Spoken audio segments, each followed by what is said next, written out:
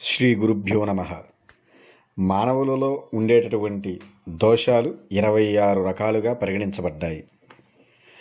ఈ దోషాలు కలిగినటువంటి వారిని నరక కోపంలోకి పడేస్తాయి. ఆ దోషాలు ప్రధానంగా 26 రకాల వారీగా విభజించారు. ఈ దోషాలు వారెవరంటే, మొదటిది అధముడు, రెండవది విషముడు, మూడవది పశువు, నాలుగవది పిసినుడు, ఐదవది కృపణుడు, ఆరవది పాపిష్టుడు, ఏడవది నష్టుడు, ఎనిమిదవది రుష్టుడు, తొమ్మిదవది దుష్టుడు, పదవది పుష్టుడు, 11వది హృష్టుడు, 12వది కానుడు, 13వది అంధుడు, 14వది ఖండుడు, 15వది చండుడు, 16వది కుష్ఠుడు, 17వది దత్తాపహారకుడు, 18వది వక్త, 19వది కదర్యుడు, 20వది దండుడు,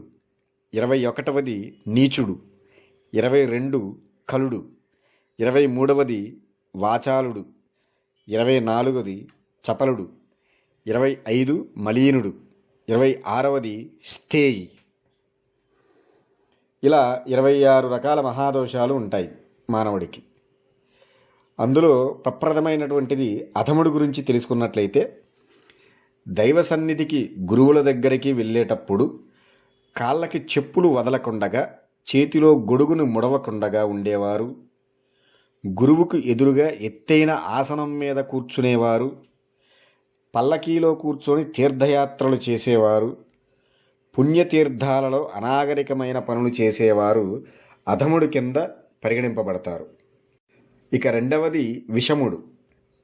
పైకి ప్రేమతో మాట్లాడుతూ లోపల ద్వేషాన్ని కలిగి ఉండేవారు, చెప్పేదొకటి చేసేదొకటిగా జీవించేవారు, విషం లాంటి క్రూరమైన గుణాలున్నవారు విషముడు కిందకి వస్తారు.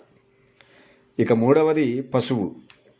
ప్రాపంచిక విషయ సుఖాలే పరమార్థం అనుకుంటూ మోక్షాన్ని గురించి ఆలోచించని వారు, శ్రీహరిని స్మరించని వారు, ప్రత్యక్ష దైవాన్ని వదిలిపెట్టి వేరొక్కడో అదృష్టాన్ని వెతుక్కుంటూ వెళ్ళేవారు, శాస్త్రంలో చెప్పిన విషయ సారాన్ని అర్థం చేసుకోకుండా ప్రవర్తించేవారిని పశువు అని చెప్పబడతారు. ఇక నాలుగవది పిసినుడు.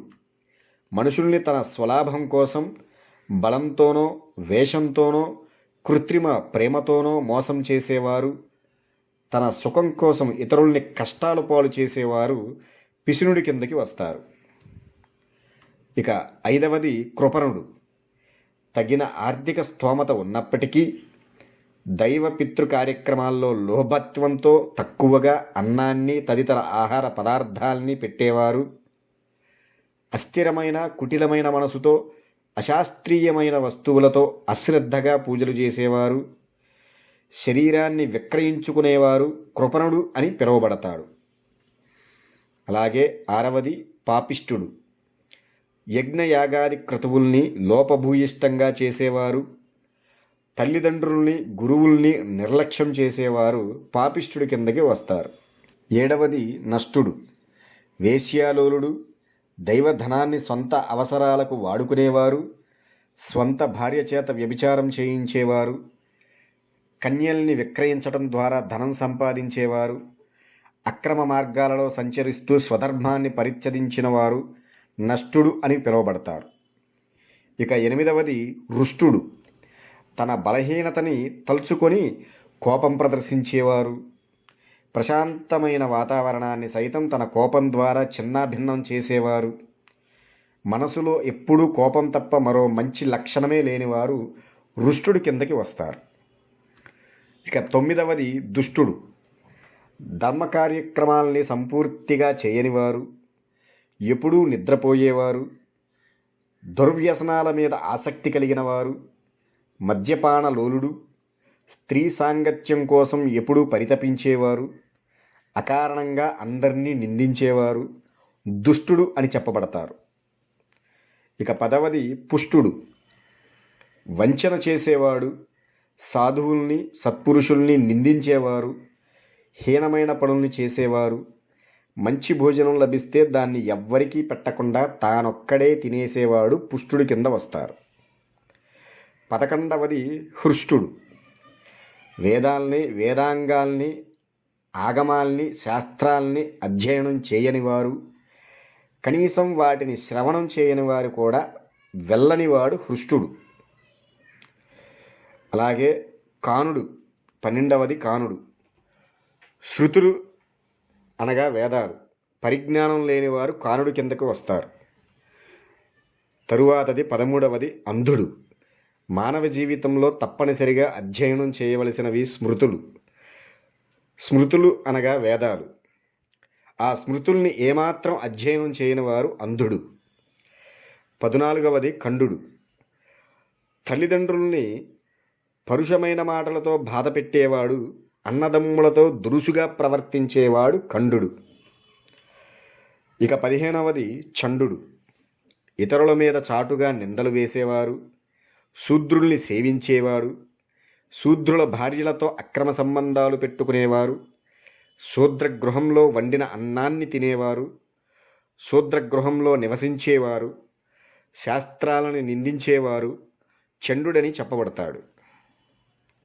ఇక 16వది కుష్టుడు. శాస్త్రాన్ని నిందించే వారితో సహవాసం చేసేవారు, 8 లేక 3 రకాల కుష్టు వ్యాధులతో పీడించబడేవారు కుష్టుడని పిలువబడతారు. 17వది దత్తాపహారకుడు. నీచమైన బుద్ధితో అక్రమంగా వ్యాపారం చేసేవారు, కీటకంలా సంచరించేవారు దత్తాపహారకుడి కిందకు వస్తారు. 18వది వక్త. తాను అజ్ఞాని అయినప్పటికీ ఆ విషయాన్ని మరిచి ధర్మవేత్తల ధర్మోపదేశాలు చేసేవారు వక్త అని వ్యవహరించబడతారు. 19వది కదర్యుడు. కాశీలో స్థిర నివాసి అయినప్పటికీ ఆ నగరాన్ని వదిలేసి ఎంతో కాలం ఇతర ప్రాంతాల్లో నివసించేవారు, గురువులకి సంబంధించిన వస్తువుల్ని అపహరించేవారు కదర్యుడి కిందకి వస్తారు. 20వది ఉద్దండు. అనవసరంగా కోపాన్ని ప్రదర్శిస్తూ ఇతరుల్ని అకారణంగా దండించేవారు ఉద్దండు కిందకి వస్తారు. 21 నీచుడు. అక్షర జ్ఞానం ఉన్నా ఏ గ్రంథాన్ని చదవటానికి ప్రయత్నించని వారు, అనాచారాలు దురాచారాలు చేసేవారు, బ్రాహ్మణుల రాజుల దైవ సంబంధమైన ధనాన్ని అపహరించేవారు, ఆ ధనాన్ని మరో బ్రాహ్మణుడికో దేవుడికో ఖర్చు పెట్టేవాడు నీచుడి కిందకి వస్తారు. ఇక 22వది కలుడు.